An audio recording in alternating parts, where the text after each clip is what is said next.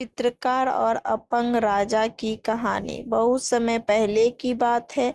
किसी राज्य में एक राजा राज करता था, जिसके केवल एक टांग और एक आंख थी। उस राज्य की प्रजा बहुत ही खुशहाल और धनवान थी।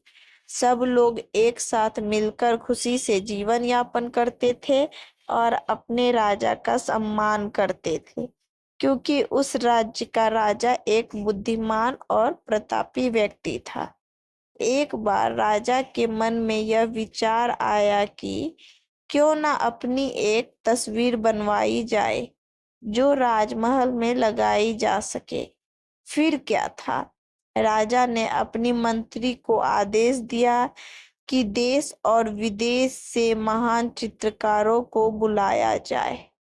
राजा के आदेश पाकर देश और विदेश से कई महान चित्रकार राजा के दरबार में पहुंचे। राजा ने उन सभी से हाथ जोड़कर आग्रह किया कि उनकी एक बहुत ही सुंदर तस्वीर बनाई जाए।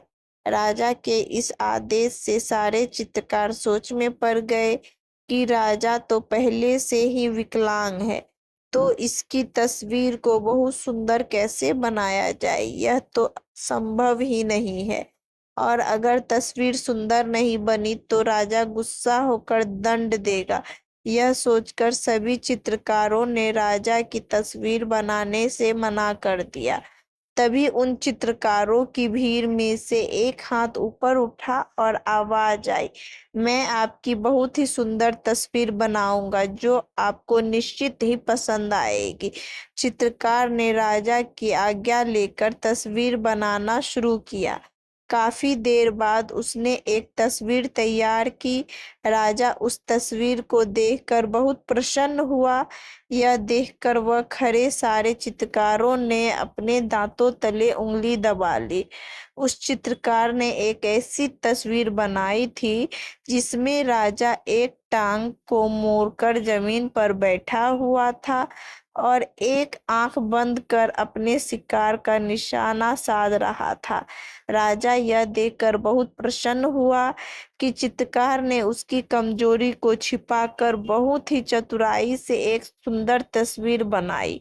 राजा ने खुश होकर उस चित्रकार को बहुत सारा धन दिया। तो दोस्तों, क्यों ना हम भी चित्रकार की तरह दूसरों की कमजोरियों को नजरअंदाज कर उनकी अच्छाइयों पर ही ध्यान दें।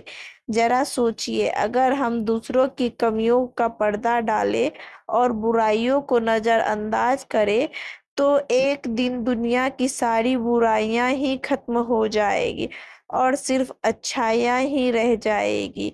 आपको ये स्टोरी कैसी लगी? अच्छी लगी हो तो लाइक करें, शेयर करें और मेरे चैनल पे पहली बार है तो सब्सक्राइब करें।